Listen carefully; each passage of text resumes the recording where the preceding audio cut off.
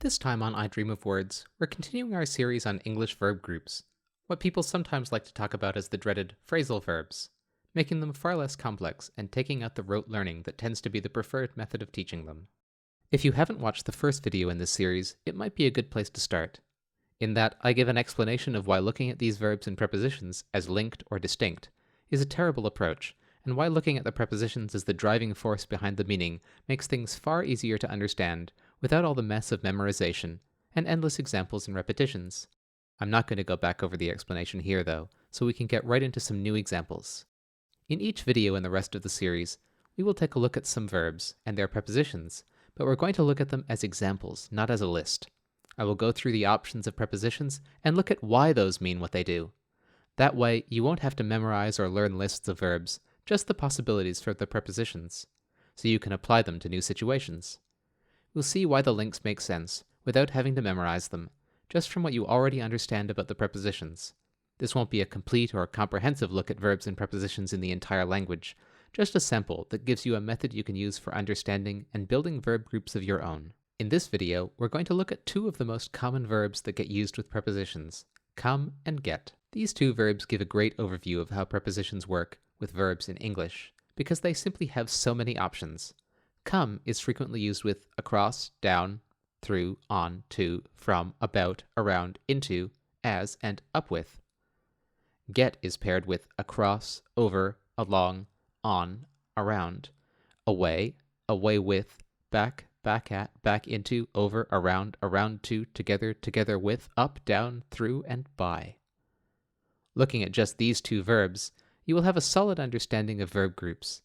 In other videos, I will look at a few other verbs as examples, but this is a great place to start. First, we should look at the meanings of these two verbs without any prepositions, just as a starting point. Come is one of the four primary English verbs: be, have, go, come. If you know those four verbs, you can have the basic conversation in English and communicate what is happening around you.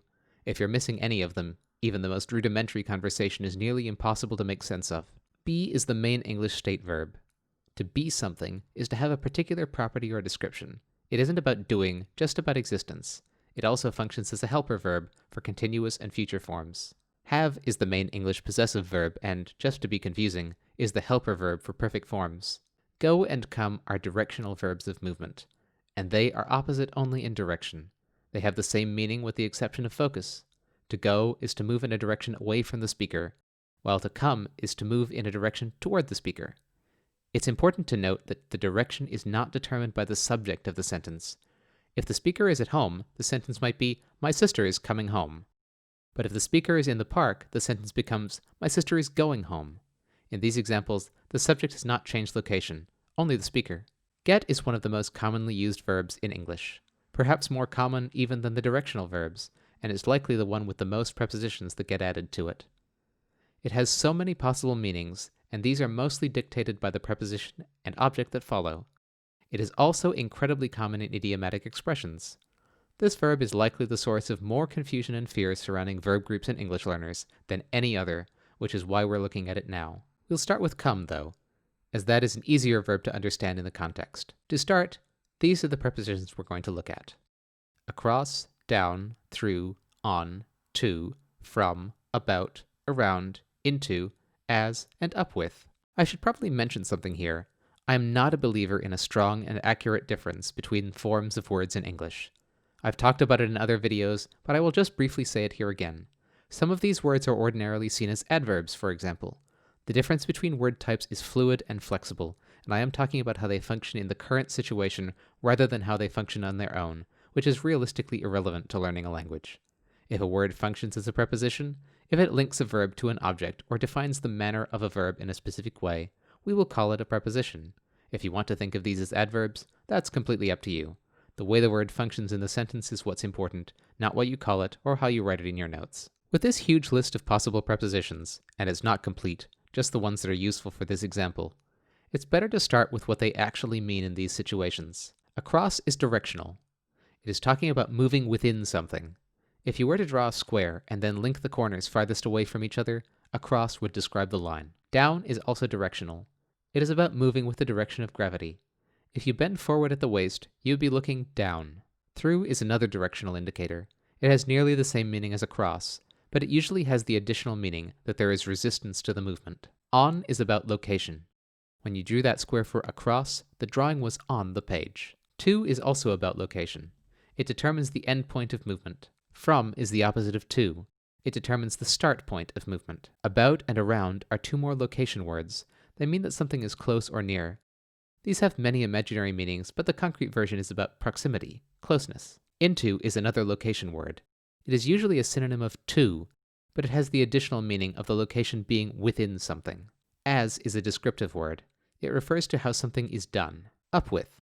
In this case, the words exist separately. Up is the directional word that is opposite down, and with describes grouping. If someone else is in the room with you, you are with them. That is a brief overview of the concrete versions of these prepositions. That will help us in a minute when we look at how they are used in verb groups, since their concrete versions are directly related to their imaginary uses. It is important to understand why a particular preposition is used in a verb group, rather than just memorizing their meanings as a single unit. That way, when you come across a new one, and there are quite literally thousands, so it's not reasonable to try to memorize all the possibilities, you will be able to figure it out. New groups are constructed so fast, since English is a modern, evolving language too. So if you learned a new pairing every week, you could spend the rest of your life learning them and never catch up. Come across. Come across means to find something. If you were walking across a field and suddenly discovered a flower, you could have come across it. Come down. Come down has several possible meanings. The simplest is that you can come down a ladder or stairs. You are physically descending. You can come down if you were happy and are now sad. The descent is now imaginary, but it is still a descent. If you come down with an illness, your body has descended into a less healthy situation. If you come down on a person or an idea, you are putting negative, down, pressure on it. In other words, you are criticizing it. Come through. The concrete version of come through is exactly the directional indicator we looked at a minute ago. You can come through the rain or come through a field. You can also come through an experience, like a test or an illness. It would mean that you have experienced it successfully, much like the physical walk through the rain or field has been a completed, successful experience. If a person or a signal is coming through, it may refer to a message or a broadcast. This is an idiomatic usage. If you come through, what you are saying, sending, or transmitting is being received correctly. That is because it has indeed done the physical act of coming through. Come on. You can come on a train, which is a concrete use of the word. On being about the location simply describes where the movement occurs. If you use it as an idiomatic phrase, come on functions more like hurry or don't be slow. The on in this case hasn't really changed meaning. It is just referring to the clock or schedule. You need to come on to be on time. It can also be used to encourage someone to stop being silly. If you tell someone to come on, you might be telling them not to tell you unbelievable stories. In this case, the on refers to on the topic, or simply be logical. This often happens when someone has told a lie and the listener doesn't believe them. The reply can then be, come on, stop telling a lie and be sensible. Come on also refers to flirting. If you make sexually suggestive comments in someone's direction, you are coming on to someone. When people use this phrase, it is usually because they feel negatively about it. Come to. When you come to something, it can be concrete and physical. Come to the park. Or imaginary. Come to the conclusion. But it is always about the end result. This is usually used as an opposite of go to or get to. With come, the speaker is already at the location, while go means that the speaker is not there. You can also use come to with a verb, come to know, to describe that there was a process that ended in the action of the verb. This is no different from the physical or imaginary movement, except the destination isn't an object. Now it's an action or state. You come to be a new person, or you come to know some information. It is still all about the destination. Come from. Much like come from usually refers to direction. It has all the same meanings as come to, whether it's a concrete or imaginary thing. It has an additional meaning, though, although it's still in the same area. If you come from somewhere, it can imply that it wasn't recent. This might be the place where you were born, or where you were a child.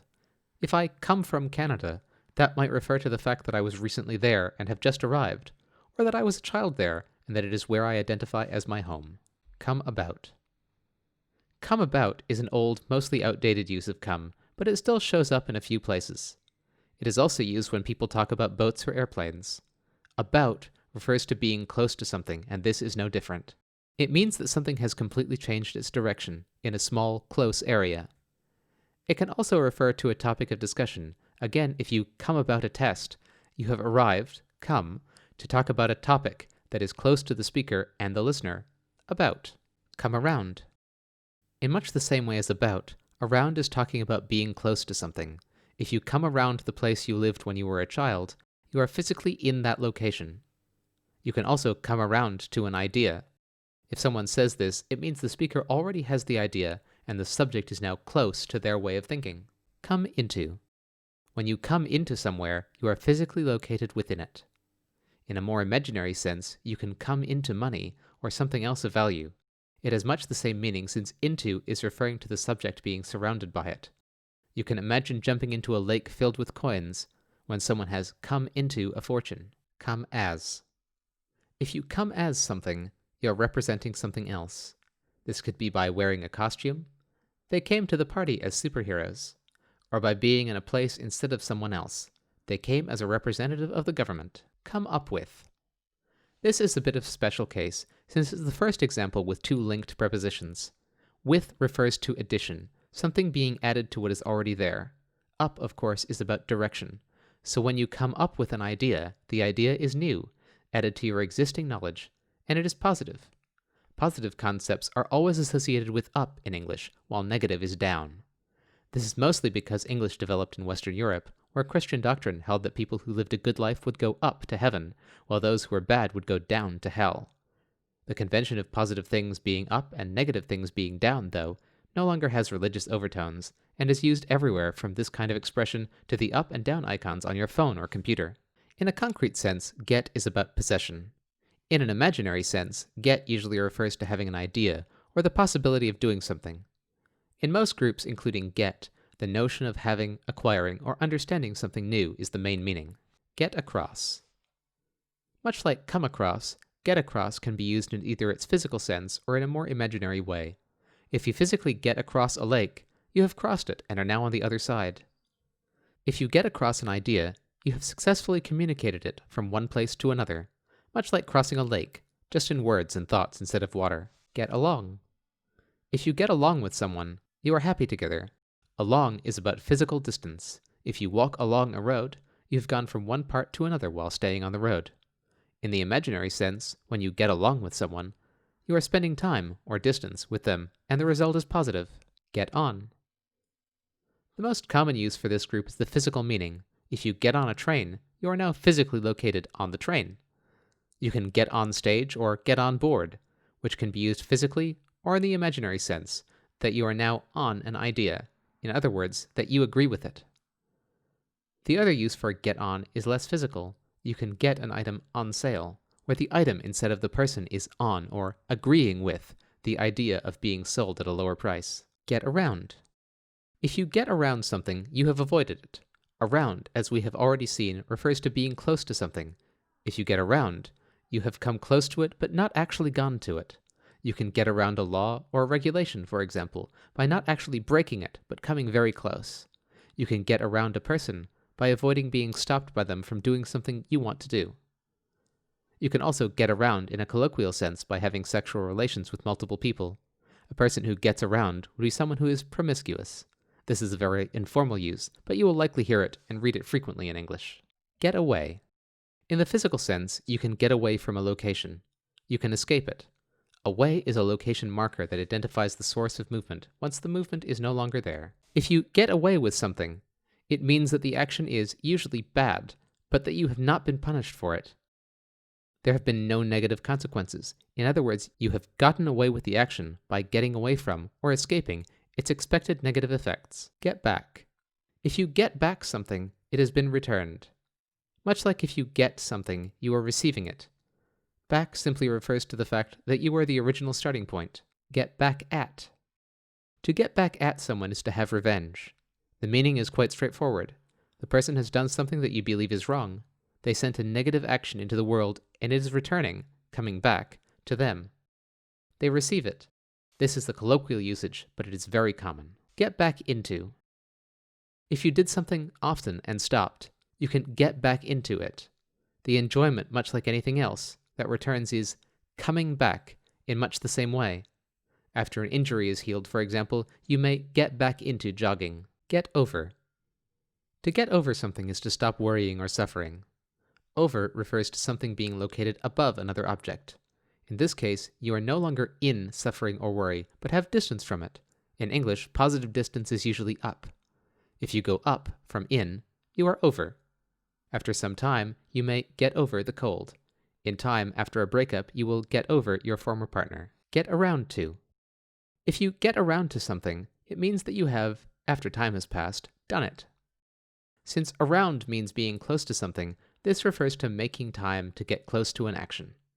To simply refers to the thing being the end result or destination. After watching a movie, you may get around to studying for a test. Get together and get together with. Together refers to more than one thing being in the same place.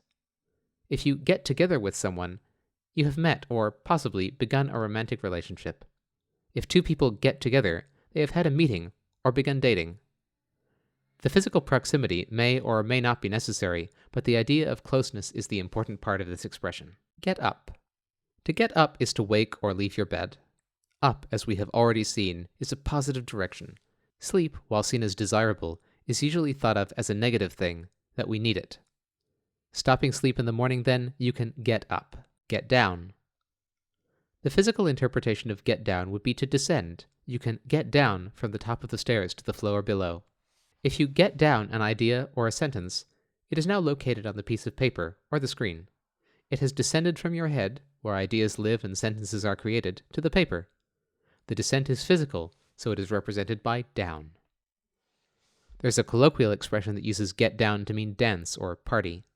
This is simply referring to the fact that the dance floor or party space is usually lower, or that the level of tension or stress is lower when you are doing those things. It can also mean the kind of dancing. When you get down, you are lowering your body closer to the floor. It might be good to remember that this expression is a bit outdated and very informal. Get through. Get through is much like come through, that we looked at already. If you get through an experience, you have successfully completed it, in the same way as you can get through a physical experience. You can also get through to someone. If you tell them something and they understand, the idea, instead of a physical object, has done the getting through. Get by. If you get by, you have neither done well nor badly. By refers to being close to something, much like around or about. And in this case, you have done well enough to succeed. You simply haven't done well enough for it to be great. If you have enough money to buy a meal, but not enough to take a vacation, you could say that you are getting by. At long last, we have come to the end of our first two verbs, come and get. We have looked at more than a dozen prepositions and why they are used in verb groups. You can now successfully understand and use the two most common of this kind of words in English. Next time, we will go on and look at some more expressions, but for now, you can use your understanding of these prepositions to see how much more you can already read and hear successfully. You will definitely surprise yourself how much you can figure out without having to memorize whole lists. That's all for this time. As always, thanks for joining me. Until next time, I hope your dreams really are full of words. See you.